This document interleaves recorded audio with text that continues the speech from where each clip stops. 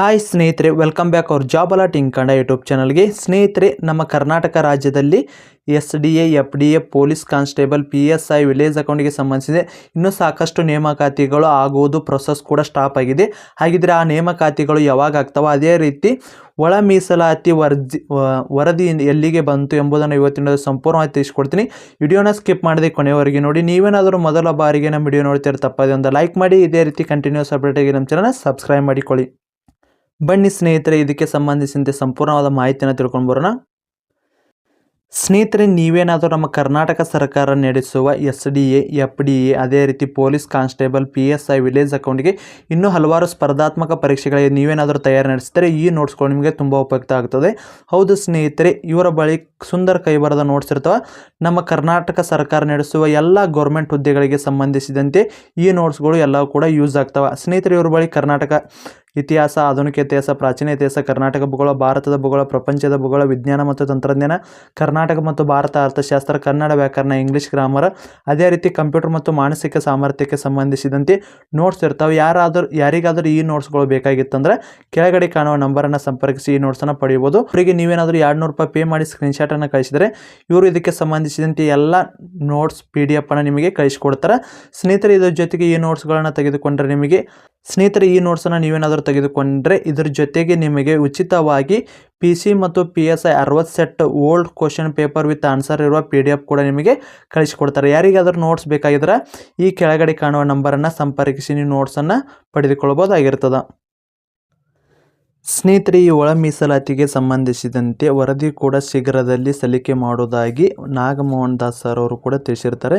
ಇದಕ್ಕೆ ಸಂಬಂಧಿಸಿದಂತೆ ಈಗ ಒಳ ಮೀಸಲಾತಿಯನ್ನು ಜಾರಿಗೆ ತಂದಿದ್ದು ನಮ್ಮ ಕರ್ನಾಟಕ ಸರ್ಕಾರದಿಂದ. ಇದು 35 ವರ್ಷಗಳಿಂದ ನಡೆದ ಹೋರಾಟದಿಂದ ಬಂದ ಫಲವಾಗಿರ್ತದೆ. ಇದನ್ನು 11ನೇ ತಿಂಗಳಲ್ಲಿ ಜಾರಿ ಮಾಡಿದ್ದು. ಇದಕ್ಕೆ ಸಂಬಂಧಿಸಿದಂತೆ ಒಂದು ಸಮಿತಿ ರಚಿಸಲಾಗಿದೆ.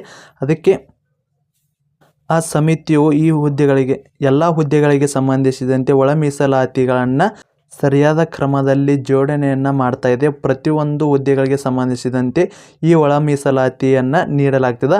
ಹಾಗಿದ್ರೆ ಒಳ ಮೀಸಲಾತಿಯ ಕೆಲಸ ಎಲ್ಲಿವರೆಗೆ ಬಂದಿದೆ, ಹಾಗಿದ್ರೆ ಒಳ ಮೀಸಲಾತಿಯನ್ನು ಯಾವಾಗ ಜಾರಿ ಮಾಡ್ತಾರಪ್ಪ ಅಂದ್ರೆ ಸ್ನೇಹಿತರೆ, ಒಳ ಮೀಸಲಾತಿಯು ಅಂತಿಮ ತೀರ್ಪು ಈಗ ಬರೋದು ಇನ್ನೇನು ಕೆಲವೇ ದಿನಗಳಲ್ಲಿ ಉಳಿದಿದೆ. ಈಗ ಆಲ್ರೆಡಿ ಒಳ ಮೀಸಲಾತಿಗೆ ಸಂಬಂಧಿಸಿದಂತೆ ಈಗ 50 to 60% ಕೆಲಸ ಎಲ್ಲ ಕೂಡ ಮುಗಿದಿದೆ.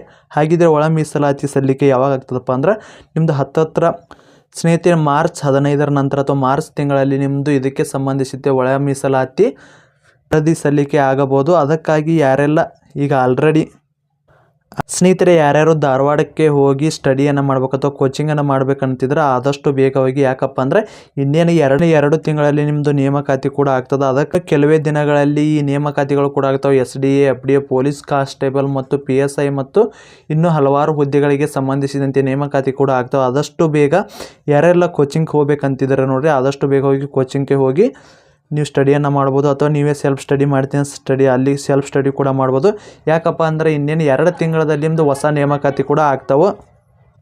ಯಾರೂ ಕೂಡ ಇದಕ್ಕೆ ಸಂಬಂಧಿಸಿದಂತೆ ಆತಂಕಕ್ಕೆ ಒಳಗಾಕೋಬೇಡಿ. ಯಾಕಪ್ಪ ಅಂದರೆ ಈಗ ಆಲ್ರೆಡಿ ಇದು ಪೊಲೀಸ್ ಕಾನ್ಸ್ಟೇಬಲ್ಗೆ ಸಂಬಂಧಿಸಿದಂತೆ PC ಮತ್ತು PSI ಇದು ಈಗ ರಿಕ್ವೈರ್ಮೆಂಟ್ ಆಗಬೇಕಿತ್ತು. ಆದರೆ ಇದು ಒಳ ಮೀಸಲಾತಿ ಜಾರಿಗೆ ಇನ್ನೇನು ಒಂದು 7 ರಿಂದ 8 ದಿನದಲ್ಲಿ ಈ PCಗೆ ಸಂಬಂಧಿಸಿದಂತೆ 1600 KSRPದು ನೋಟಿಫಿಕೇಶನ್ ಆಗ್ತಿತ್ತು. ಅನ್ನುವಷ್ಟರಲ್ಲಿ ಒಳ ಮೀಸಲಾತಿಯನ್ನು ನ್ಯಾಯಾಲಯದಿಂದ ಬಿಡಲಾಯಿತು.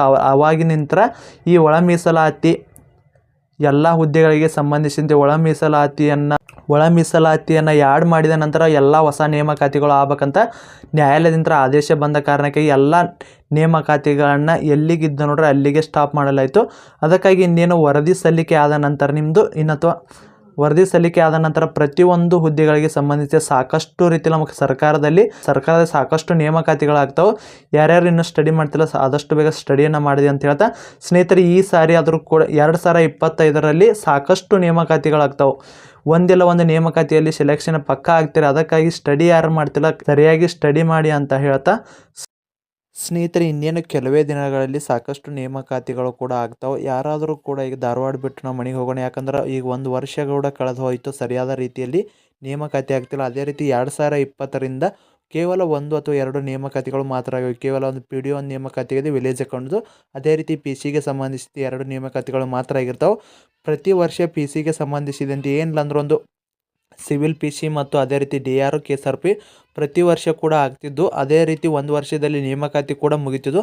ಆದರೆ ಈ ಕೊರೋನಾ ಬಂದ ನಂತರ ಸಾಕಷ್ಟು ನೇಮಕಾತಿಗಳು ಸರಿಯಾದ ರೀತಿಯಲ್ಲಿ ಆಗಿಲ್ಲ. ಆದರೆ ಸ್ನೇಹಿತರೆ, ಈ ಒಳ ಮೀಸಲಾತಿ ತೀರ್ಪು ಕೊನೆಯದಾಗಿ ಅಥವಾ ವರದಿ ಸಲ್ಲಿಕೆ ಆದ ನಂತರ ಪ್ರತಿಯೊಂದು ನೇಮಕಾತಿ ಮೊದಲು ಯಾವ ರೀತಿ ಆಗ್ತಿದೆ ನೋಡಿ ಅದೇ ರೀತಿ ಆಗ್ತಾವೆ. ಅದಕ್ಕಾಗಿ ಯಾರಾದರೂ ಧಾರವಾಡ ಬಿಟ್ಟು ನಮ್ಮ ಮನೆಗೆ ಹೋಗ್ಬೇಕನ್ನೋರು ಇನ್ನೂ ಒಂದು 2 ವರ್ಷ ಆದರೂ ಕೂಡ ಅಲ್ಲೇ ಇರಿ. ಯಾಕಪ್ಪ ಅಂದರೆ ಇನ್ನೇನು ನೇಮಕಾತಿಗಳು ಒಂದು PSI ಅಥವಾ ಯಾವುದೇ ಒಂದು ಹುದ್ದೆಗಳಿಗೆ ಸಂಬಂಧಿಸಿದಂತೆ ಸೆಲೆಕ್ಷನ್ ಅಲ್ಲ. PSIಯಲ್ಲಿ ಸೆಲೆಕ್ಷನ್ ಅಲ್ಲ, ಮತ್ತು PCನ ಕರಿತಿರ್ತಾರೆ, ಅದೇ ರೀತಿ SDA ಕರಿತಿರ್ತಾರೆ, FDA ಕರಿತಾರೆ. ಅದಕ್ಕಾಗಿ ಇನ್ನೂ ಸಾಕಷ್ಟು ನೇಮಕಾತಿಗಳಾಕವು. ಆದಷ್ಟು ಅಲ್ಲಿ ಇಂತೂ ಸ್ಟಡಿ ಮಾಡಿ ಅಂತ ಹೇಳ್ತಾ ಸ್ನೇಹಿತರೆ, ಇದಾಗಿತ್ತು ಇವತ್ತಿನ ವಿಡಿಯೋ. ಇದೇ ರೀತಿ ಕಂಟಿನ್ಯೂಸ್ ಅಪ್ಡೇಟಿಗೆ ನಮ್ಮ ಚಾನಲ್ನ ಸಬ್ಸ್ಕ್ರೈಬ್ ಮಾಡಿಕೊಳ್ಳಿ. ಮತ್ತೆ ಮುಂದಿನ ವಿಡಿಯೋದಲ್ಲಿ ಸಿಗೋಣ. ಶುಭ ದಿನ.